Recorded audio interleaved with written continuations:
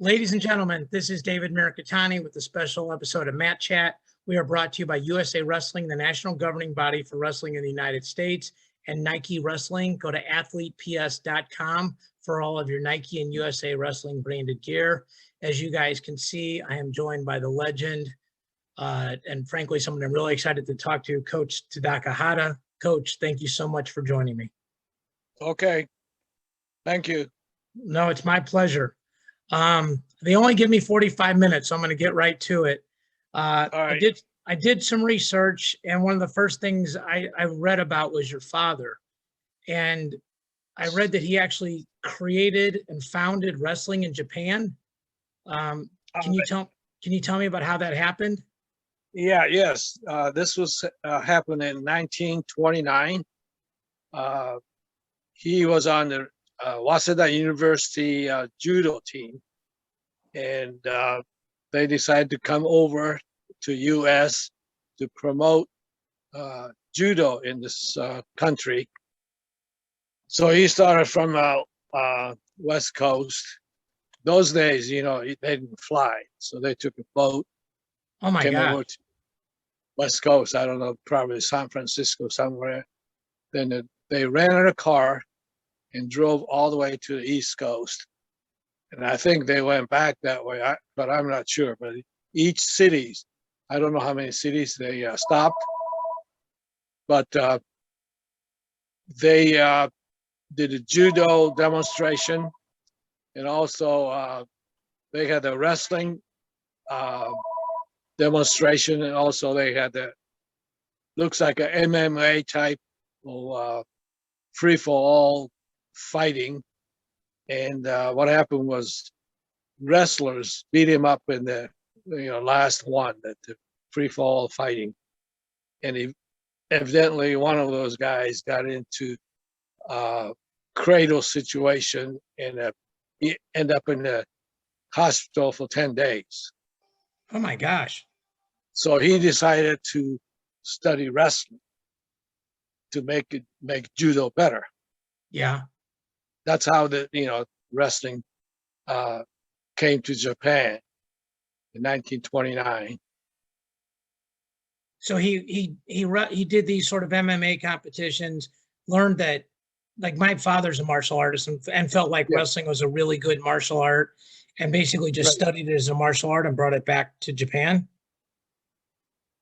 Yes, wrestling is beneficial for judo, especially down on the ground, ground level. Yes. Yeah, most definitely, for sure. So, I mean, when he took it back to Japan, nobody else, it's not like now, like if you start a new wrestling academy, in Ohio, like people already know how to wrestle. They're just going to come to you because you're a great coach. Like nobody's doing this at all in Japan. So, I mean, like, how was that received when he first went back?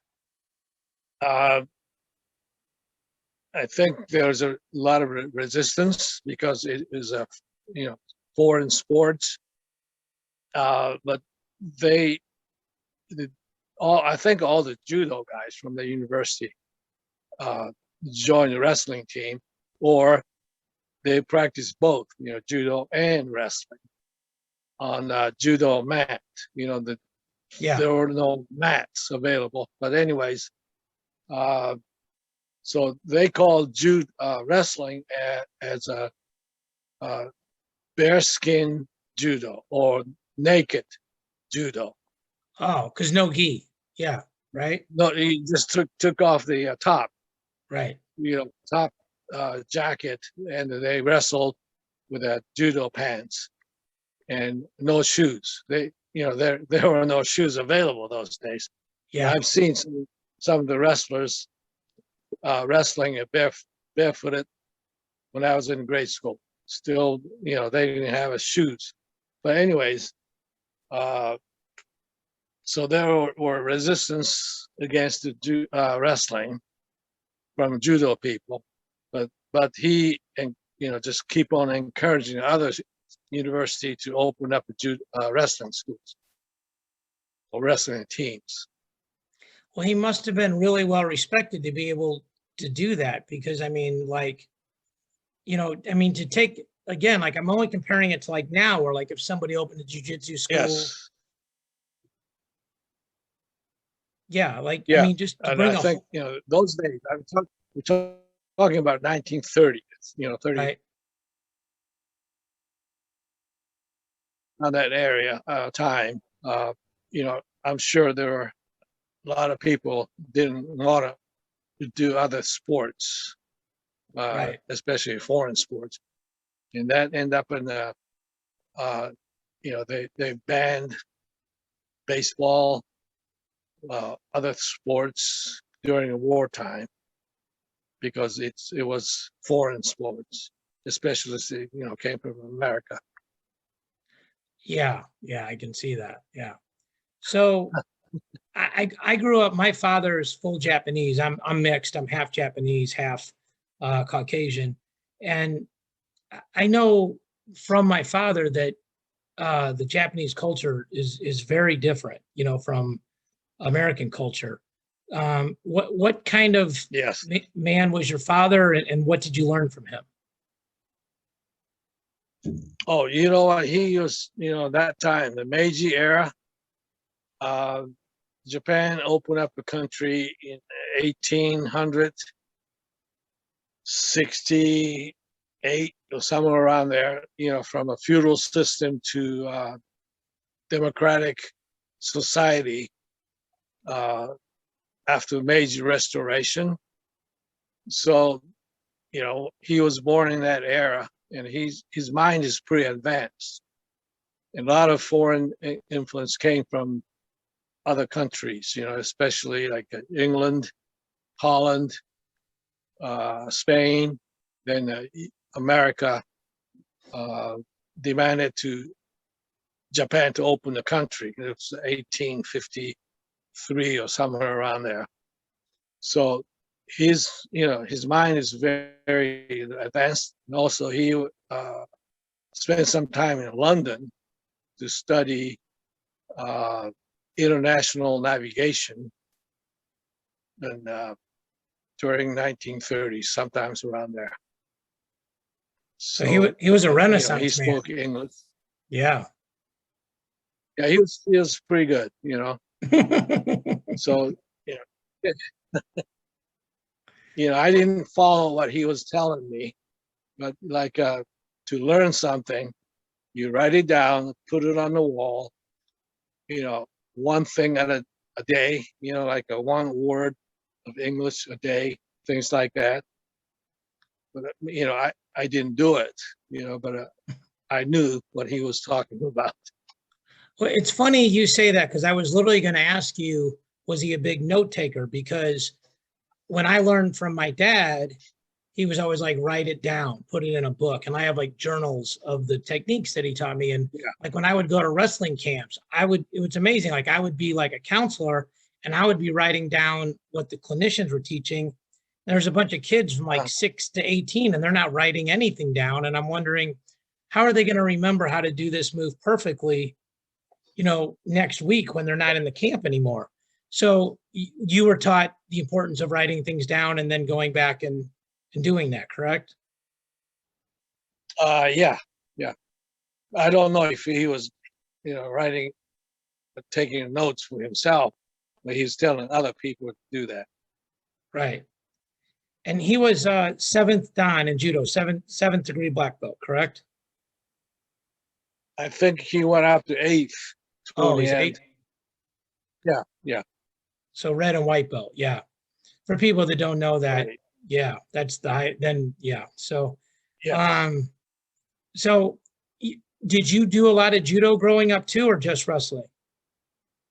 Uh, I started out with a judo in the middle school, and I switched to judo after the middle school was over. So the high school in Japan starts at 10th grade. Okay. So you go to middle school for 6 years. I'm sorry, grade school for 6 years, middle school for 3 years, and high school for 3 years. Okay. So when I started wrestling, I was already 10th grade. That's You so know? crazy. You became so good and Yeah, started so late.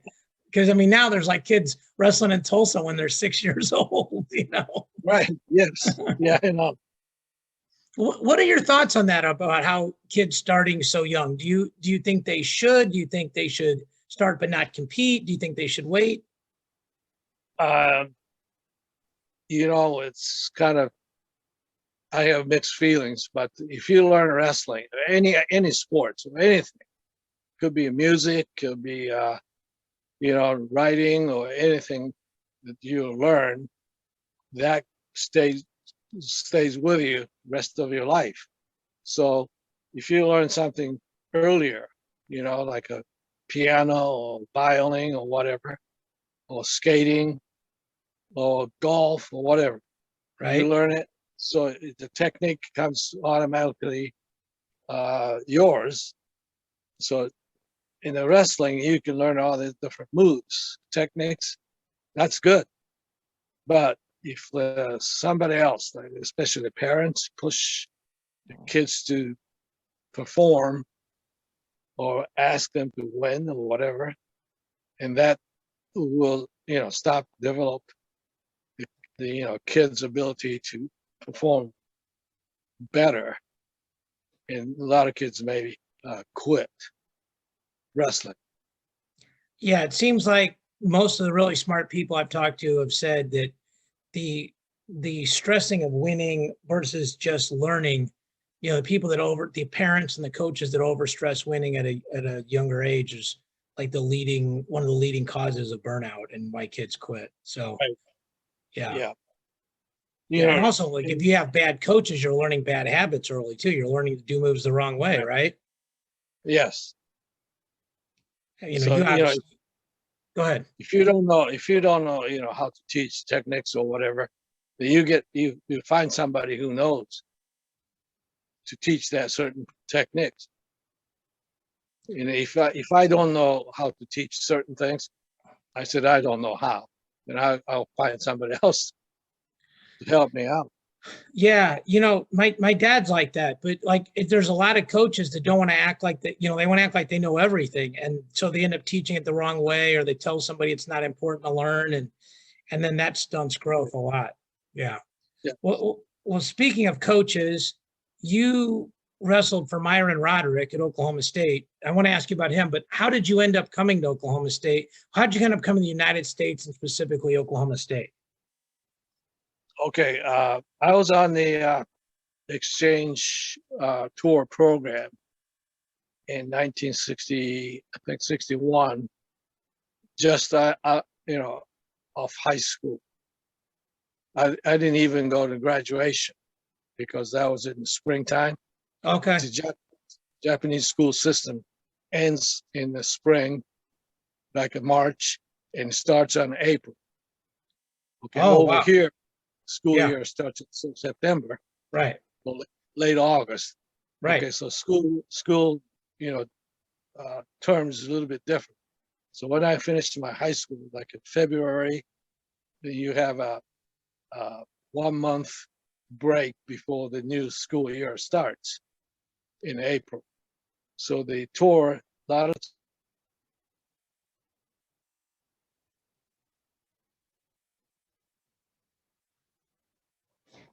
Coach, I lost your volume. Coach, if you can hear me, your volume's turned off. There you go. Okay, go ahead. oh, I'm sorry, I turn it off to somebody's calling me. But Okay. anyways, so I was on the tour, from Hawaii to West Coast and all the way to East Coast, wrestling in different cities, and came when I came to Stillwater. Okay, my brother was already there, going to school. Okay. So he talked to coach, and he said, after the tour is over, stay here. So I didn't go back. I didn't go home. Your brother talked to Roderick for you and convinced him Well, to. actually, it's already prearranged that, Gotcha. if you wrestle well in Japan and you, get a scholarship Yeah. in U.S. schools, you know, at that time, only Oklahoma State was giving out scholarships. But later on, I know some of the guys that I wrestled, a couple of years younger, end up in the Brigham Young. There's another guy came to Portland State. So it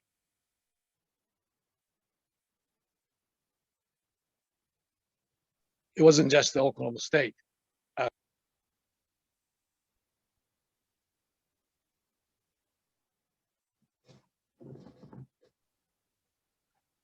Okay, are you there? Yeah, I am. It just froze for a second. I didn't want to interrupt you. So,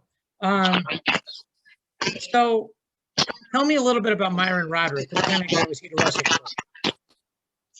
You know what? He was a pretty good coach, but I don't want to talk about this stuff in the air. Okay. His character.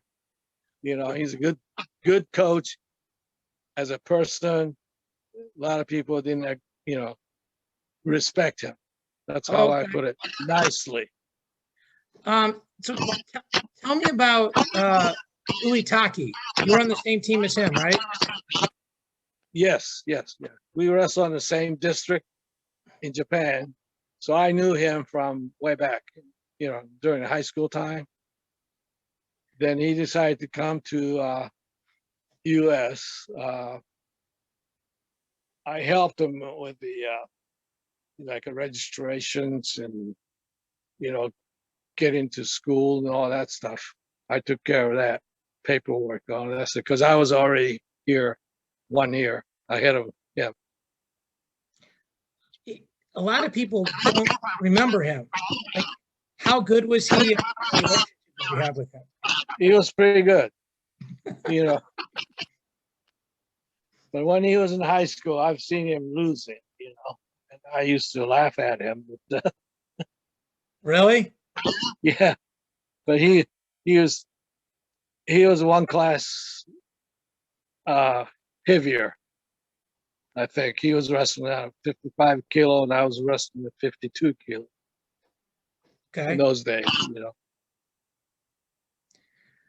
Did you guys help each other in wrestling and also? Oh yeah, we worked out a lot. Especially one summer, we went to spend one summer in Colorado. Our sponsor owned the ranch, so we spent one whole summer from June, July, and August in this on this ranch, and we did everything, baling hay to picking fruits and all that stuff. Yeah. And I learned how to milk cows. That's awesome. I was milking cows every day for the ranch. Okay. Like it was 6 a.m, I just milk 2 cows, and they use that milk for the ranch. People who live on the ranch, and us, the real milk. So I learned how to milk cows and how to ride a horse. How helpful was having Tadaaki with you for communication? Because you guys had to learn English together, right? Oh yeah, we talk, spoken English, sometimes Japanese. And at the ranch when we were there, 3 months, the owner of the ranch bought a piece of mat, pretty good size, and they put that mat in the barn, actual working barn, and dirt floor. But he put the mat on in there, and we wrestled every day. Yojiro and I wrestled every day, and we had a couple guys, two sons from the rancher's house that wrestled in high school. And then there's another guy, another rancher's kid wrestled, and eventually one of those guys became a state champion because we actually wrestled like a 3 month altogether every day I'm after sure work. he got a lot better working out with you guys.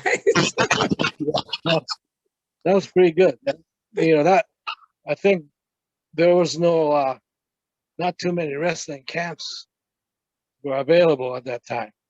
We had some people coming in from different towns nearby to work out. It was like after 5 o'clock, after we, stopped working. After milking the cows and doing all the farm work all day. Yeah. Milking cows, riding horses, Yeah. wrestle. Yeah. And also the kid named Bill Byers. I don't know. You look him up. Okay. He went to Colorado. I can't remember which school, but he ended up in the NCAA champion. He's a couple wow. years younger than us. Yeah, he Wow. used to come around. I don't want to spend a lot of time on this, but in the 60s, you guys were so good at takedowns at Oklahoma State, they changed the rules. Yeah. And I think a lot of people are they appreciate the history of the sport. Could you just take a minute or two and explain what happened there? Yeah. Oklahoma State was so good at takedowns, late 50s and early 60s. The way that Oklahoma State wrestlers wrestle was, you take him down and let him go. And in order for them to stop that, somebody from the NCAA rules committee decided to make the second takedown 1 point. So you have 1 point, 2 point takedown in the first. Second, third, fourth, is 1 point. And the escape is 1, reversals 2, then there's a near fall back points with 2 only. There's no 3-pointers. And it was called predicament back then, right? Predicament, correct. Yes. Yeah. So what happened is wrestling became very slow. You don't do anything until like a 30-second to go to the first period on the feet. And, Oklahoma State will take the opponent down with 2 points, then ride him out. Okay. So the score will be 2-0 first period. Then we always chose down position in second period if you had the choices. I think those days flip the coin or whatever, those red and green whatever. Yeah. Yeah. So we always took down. But then we escaped. So the score is 3-0. And then just wait till the end of the period to take them down again, right? So when you're on top, ride it. Riding is good. We learn how to ride. One thing that rule changed us a little bit is the riding. And I've I won some matches by riding time. And at that time, that year, I think there's a riding time. If you ride more than two minutes, you get 2 points. 1 point per minute it was, right? Yeah, I don't know. That was only that rule was used in only 1 year. And I think it was the Big 8 finals, Big 8 tournament. They put a 2 minutes riding time. And I think that was 1966. All the takedown was 2 points that time. 1965 was the last year of the 2 point takedowns and the 1 point takedown. Second, shenanigans, yeah. One time there's one tournament I remember. I didn't wrestle in that tournament, but all the takedowns 1 point. All of them? Yes, I remember that. I think it was like 1963 or somewhere around there. One tournament. It's Oh one my point God. taken. Terrible. Unbelievably terrible. Because what they were telling us was, the main object of wrestling is to pin your opponent. Okay. But when you're wrestling in that level, close, whatever, technically or physically, there's no pins Yeah. unless you make a big mistake. Right. Everybody's good. So you throw the way you can score. Right. Yeah. That's crazy. I know you are a painter and you do artwork. Tell me a little bit about how being an artist, studying art has influenced you as an athlete.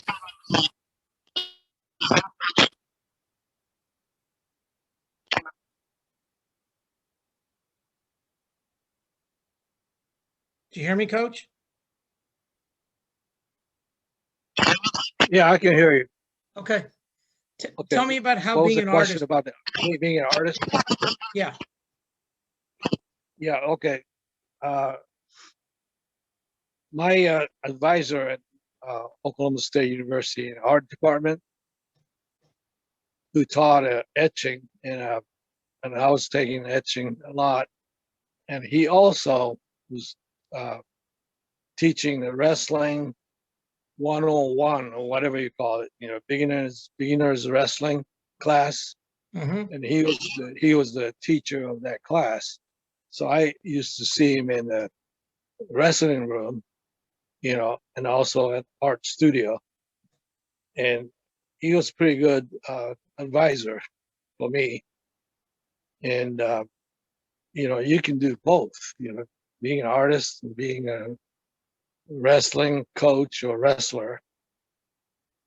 And I don't think that makes that much difference. You could be a singer and a wrestler, Jaden Cox. or yeah. Yeah. And does it help you see things spatially? Like, do you view things a little differently?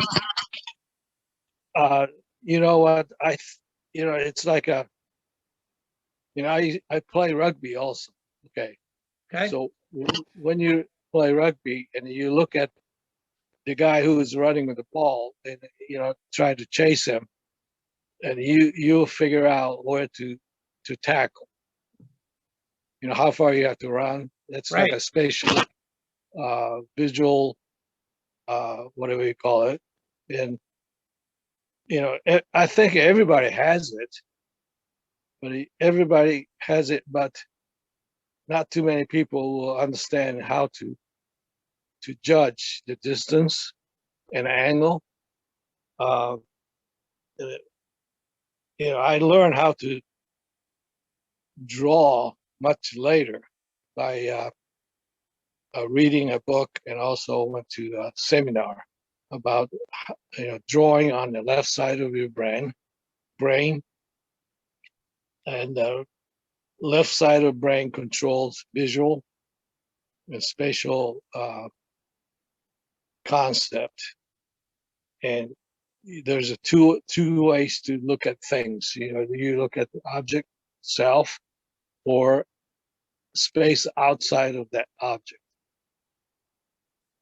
And so actually what you're doing is drawing the air surrounding that, whatever you're drawing. Could be a bottle, could be a person, could be a house. So there are two ways to look at a thing. Well, it sounds right. I think most of us only look at it one way. So it's Right. pretty smart. Yeah, but actually the thing is there. Okay, let's say you look at a bottle, it's there. Okay, doesn't matter, who's looking at the bottle. Could be you, me, somebody else. But the way you look at that bottle, makes a difference. Right. And the viewpoint of a coach to help an athlete see it in different ways is so important to solve the problem sometimes. Yeah, I think so. what I try to teach them is like there are, there are things that you can do, and there's the things that you cannot do. Okay, this is the way I explain things. Okay, so if you try to move one way, your opponent can stop it. Okay, Mm-hmm. if there's another way, another thing you can do without your opponent being able to stop you, you do that part first. You understand what I'm saying there? Yes, like you wrestle to your strengths or their weaknesses, correct? That's one, somewhat yes. But if I want to hit your face, okay, Okay. from your left side, okay, I'll swing my right hook. You can stop it. You can block it, right? Yes. If I hold that arm, your left arm, with my right hand on your wrist, then I can hit your face with my right hand. You Right. see what I'm talking about? Yeah. Take away my defense. Yeah. Yes. Okay. So I'll do that first, then I'll hit your face next. Okay. Don't hit my Okay. face, Now, coach. yeah, now I'm gonna change that to tie up. If I grab Okay. your wrist, your left wrist, with my left hand. Okay. Okay, I can tie up with my right on your neck without you stopping it. Yes. Yeah. You see it Yeah. now? Cross wrist control. Now you can attack that same side. Yeah. Okay. So that's one way I'll teach. If I cannot touch your neck, I won't do it. I'll do other things first, then I'll attack. Makes sense. Okay. Yeah. Now, if I cannot grab it, your wrist or whatever, I'll fake left tie up first, then I'll tie up with the right. Okay. Okay. Just like a left hook and right hook. Right. One is a fake, but you don't know it's a fake. So that's how you that's how Yeah. you do it. Act like you do one thing, then you do other things. And you have to sell the fake. The person thinks it's real. Yes. So okay, so the way I teach is hide your intention, then you actual intention is hidden, so he doesn't know what's coming. I like that. Hide your intention. I like that. I feel like the next time I see you, coach, you're going to hit me in the face. Yeah, on the face. It could be a fake. Could go Yeah, from, that's going both up and blocking up. I'm not good looking enough to get hit in the face, coach. I like to study different styles of wrestling, and the Japanese style of wrestling always seemed really fluent to me. They don't rely as much on power, as much as fluidity and movement. How would you describe the Japanese style of wrestling? I think they like to move around. Like here, the coaches say, move your feet. Yes. Okay. It's actually moving. You got to move your feet to go from one place to another. So I'll say, change your location continuously. Okay. It's moving around, moving from one place to another. Don't stop in one spot. At the same time, they do a lot of tie up, head snap, whatever, to move move his opponent. Okay. So, you move yourself and you move your opponent. So he has to actually either stop you from moving him or resist you from doing that. That's where the openings will happen. And you mix that in with your fake, fake shot, body, what do you call it? Body fake, Yeah. things like that. So your opponent will react to it. If he's thinking that I'm going to do one thing, but actually I have other intention. So you go left and right, back and forth, push and pull, Hide and your give intention. him, yes, then give him an option, one option that he has to do. That when he does it, then there's a shot. So I've always thought the Japanese style of wrestling is like very different from like the Cuban style of wrestling.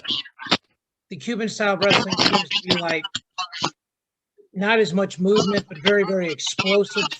Do you see it that way? And like, how would you try to Yeah, combine those two? Cubans, Cubans actually learn wrestling from Russians. The Cuban was under whatever control, or Right. Russian got in there, give him missiles and whatever. At that time, Russian went in there to teach wrestling. Yeah. So the Cuban style wrestling it's close to, I think, a Russian wrestling.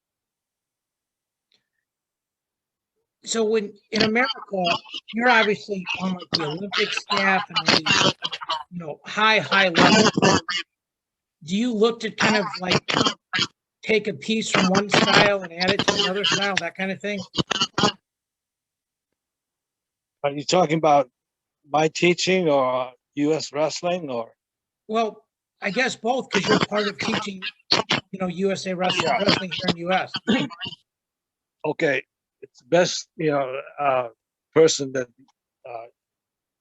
who summed up all that is Dave Schultz, and he said, he learns from this guy, that guy, or whatever. He travel different countries. He learned all these things from different people. Then he put it together and make up his own style. So you can learn from Coach A, Coach B, Coach C, whoever. Then you come up, make up your own style. But like some athletes don't know which things they should try to learn. So like, will you look at an athlete, like look at me 100 years ago and say, David, this would be good for you? Yeah, I think so. Tall guys, short guys, skinny guys, thick guys, or whoever. Okay, but one thing is for everybody, there's a center of gravity. The force goes toward the center of the earth. Okay, that does not change. Okay, so I use the, building as an example. You want to collapse the building, what do you have to do? Take out the support or supports of the building. Okay, so what are they? What are this? What are things that's supporting the building? The pillars, a column. Okay, so you knock one off, cut it off, then you have less stable building. Okay, same thing with a person. If you're standing on the 2 feet, take off the support. If you're on the ground, level, you have hands and knees. How are you going to break him down? Take one or two, or maybe three, or maybe four old supports. Like knock it down, or pull it, or push it forward, or whatever. That's how I approach. Then you mix that into your techniques, moves, whatever. Double leg, single leg, high crotch, fireman's, leg lace, or what do we call it, grapevine, Yeah, half Nelson or whatever. right. And you created a book where you wrote a lot of these techniques down and did drawings, correct? Yes, I did. And what I found when I went to Japan back home, and I had all the old stuff in the storage, and I found a couple of notebooks that I kept when I was in high school, and then one had a diary from training camp for the 1960 or 60, somewhere around there, the training camp I attended. And I took notes every day after the session's over. And I had all the drawings of the techniques that I learned that day, and then little writing inside, explaining how to do whatever. And I think most of the moves that I drew, you can still use it. This is like more than 50, 60 years ago. Good technique is always good technique, right? Yeah. Again, it's based on on center of gravity and the leverage. Leverage is very important in judo too. For a lot of that Yeah. thing, right? Yeah. Leverage is important in everyday life too, like doors, car In doors, walking and business, everything. Yeah. lever, gear, Yeah. open the can opener, Yeah. things All like those that. things. What's next for you this summer, Coach? This summer, I'm going to Japan with the USA Wrestling women's team because of the training camp situation in Japan, which I helped arrange to have the training camp there in the Gifu, Nakatsugawa city in the Gifu prefecture. And we're getting all this paperwork done, permissions to have the camps there. So it'll be in July, mid-July, to go to the camp. Then from there to later in the Olympic competition. It'll be great for you to go back home, right? Yes, yeah. I try to do that almost every year, once a year. It'll be the fact we're going to have the Olympics is going to be amazing. You must be excited. Yes. Well, Coach, it's Asian American Pacific Islander Month, and we need to thank Grant Turner for setting this up. That's no problem. Yeah, I worked with him. Yeah, He's a great guy. Grant's a great guy. You were one of my dad's heroes growing up, so it's a real honor to get to interview you. Actually, can I add one more thing? Yes. About my father? Of course. My father actually had a friend who was brother of Emperor Hirohito. Okay, his name was Prince Mikasa, and my father became friend through Japanese poetry club way back. Then when my father became a president of Japanese Wrestling Federation, he invited Prince Mikasa to be his VIP person to attend, several different tournaments, meetings, or whatever. And that was a great thing that he has done with the imperial household. And Prince Mikasa died a couple of years ago. He was like 100 years old, and his wife, Princess, is still live in, I think. Oh, I try to see her whenever I go back to visit. So, Coach, you've led a legendary life. I don't get nervous very often, but I was nervous for this. Appreciate you being so kind to me. And I just appreciate you coming on the show. Thank you so much. all right. Good job. Thank you. I appreciate it. We'll talk to everybody next week. Thank you. Okay. Thanks.